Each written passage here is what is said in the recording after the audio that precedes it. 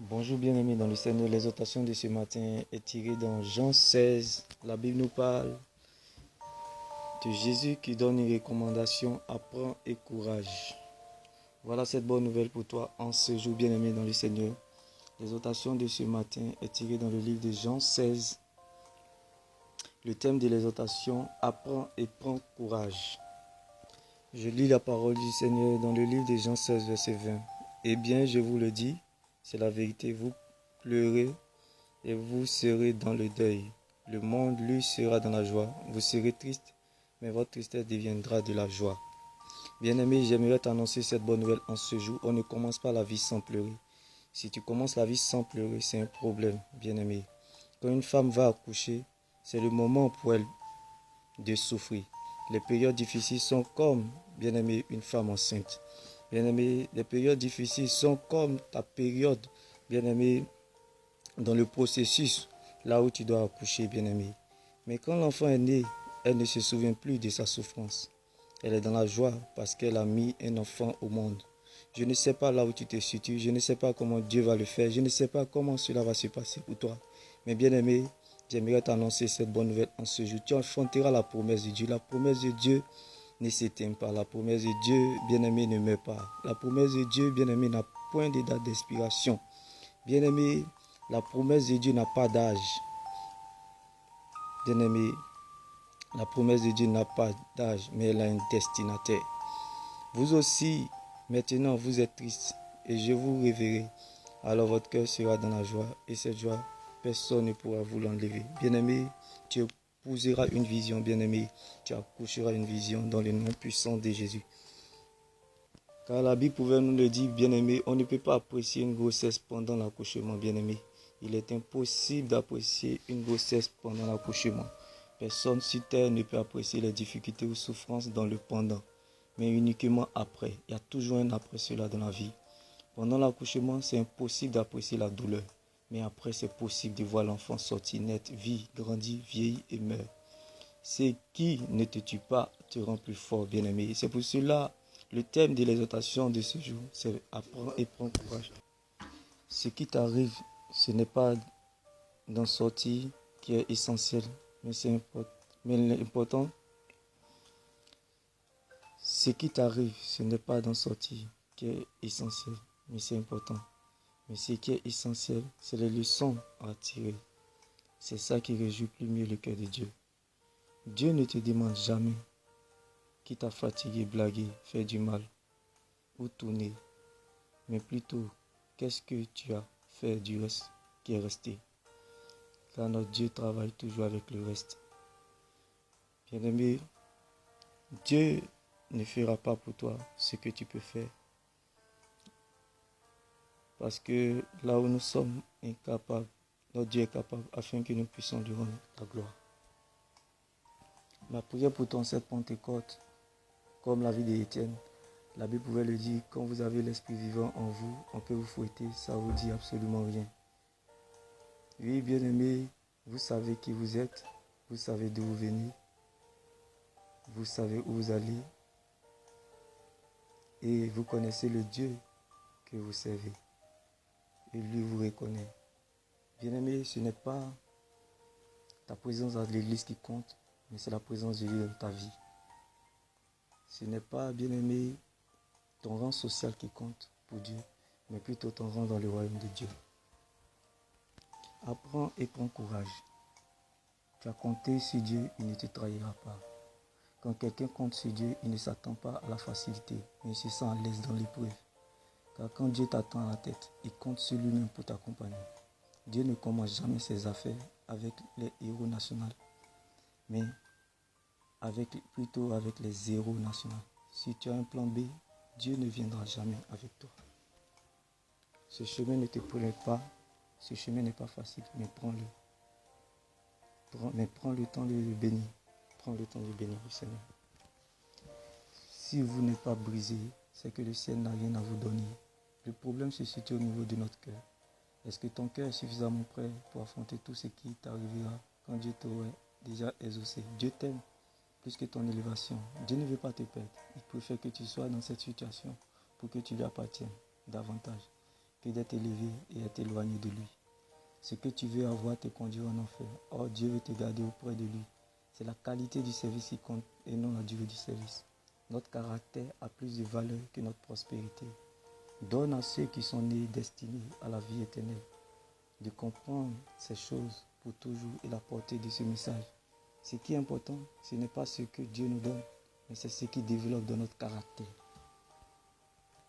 La vraie joie dans le Seigneur ne dépend pas du climat extérieur ou de ce qu'on a dans ses poches ou dans ses mains, mais de ce qu'on a dans le cœur, qui est la parole de Dieu.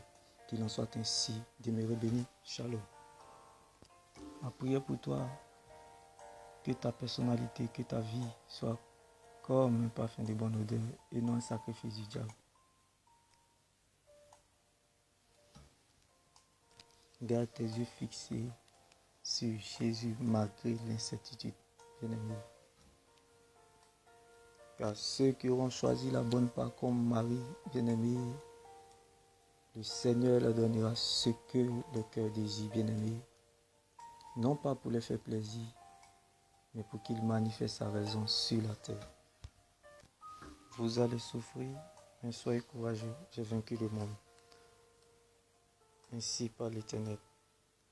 En Jean 16, verset 33. Dieu ne veille pas sur ta parole pour l'accomplir, mais Dieu veille sur sa parole pour l'accomplir. Alors, prends tes périodes difficiles comme une femme enceinte, bien-aimée, dans le pendant, bien-aimé. Et n'oublie surtout pas, il y a toujours un après cela dans la vie. Car les bonnes sauces graines durent longtemps au feu. Lorsque l'or passe par le feu, elle brille encore plus mieux. Qu'il en soit ainsi dans vos périodes difficiles en cette saison de Pâques et de Pentecôte, bien-aimés. Car la Bible nous parle de la Pâque comme la parole de Dieu, la Pentecôte comme la prière. Ma prière pour toi, que la Pâque et la Pentecôte, bien-aimé, te donnent la faim et la soif de la présence de Dieu, bien-aimé, afin d'aller au-delà de tes limites et d'avoir une destinée exceptionnelle. Qu'il en soit ainsi dans vos vies, au nom puissant de Jésus-Christ. Sachez que, comme Marie, le degré de vos pleurs est proportionnel à la qualité de votre adoration. Bien-aimés, la profondeur de vos épreuves est proportionnelle à la gloire qui vous attend. Qu'il en soit ainsi, au nom de Jésus-Christ, demeurez béni. Shalom.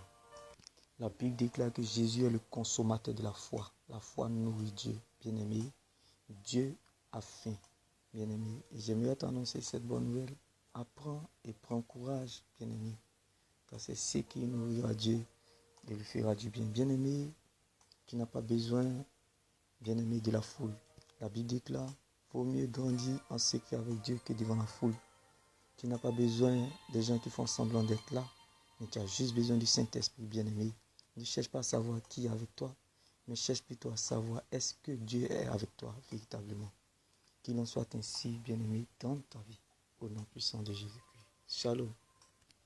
Car, bien-aimé, la stabilité d'un enfant de Dieu ne dépend pas du confort, mais de la présence de Dieu dans le coffre de son cœur. Je répète, la stabilité d'un enfant de Dieu ne dépend pas du confort, mais de la présence de Dieu dans le coffre de son cœur. Tes épreuves difficiles sont comme un Goliath, bien-aimé. Lorsque tu vois un Goliath, c'est parce qu'il y a un David qui est là. On ne combat pas pour avoir la victoire, mais on combat pour confirmer la victoire au nom de Jésus-Christ. Le nom de Jésus-Christ ne donne pas la victoire, mais le nom de Jésus-Christ confirme la victoire. Qu'il en soit ainsi en cette Pentecôte en ta faveur. Quand on n'a rien à faire, c'est qu'on a beaucoup de choses à faire. Quand tu sais, on ne peut plus rien faire pour toi. Mais ce que tu ignores peut t'envoyer très loin. Là où sera ta foi, là où sera ta victoire. Là où sera ton ignorance, sera ta défaite. La gloire de Dieu se glorifie lorsqu'il y a un problème. Le Dieu que nous servons aime les problèmes. Marcher par la foi et non par la vue. Je te le répète, la gloire de Dieu se glorifie lorsqu'il y a un problème. Le Dieu que nous servons aime les problèmes.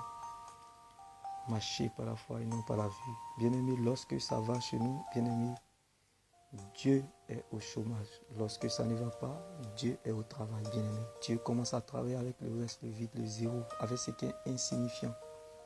Alors, bien-aimé, si tu es dans ce cas, c'est que tu as bien commencé.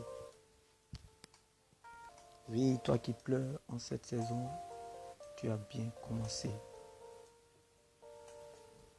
Tu as bien commencé comme une femme enceinte, bien-aimé. Les meilleures choses viennent après. Ce que tu vivais, c'était des entraînements. Mais maintenant, tu rentres sur le terrain, bien-aimé. Qu'il en soit ainsi dans ta vie, bien-aimé. N'oublie pas, apprends et prends courage. Dieu me le bénit. Shalom. À chaque fois lorsque vous êtes dans une période difficile, rappelez-vous de qui vous êtes et qui est votre Dieu, comme David en face de Goliath. Bien-aimé, ce n'est pas Dieu qui a envoyé David dans cette bataille, mais c'est David qui a envoyé le nom de Dieu dans cette bataille. Il a dit, contre toi, Goliath vient au nom du Seigneur Jésus-Christ.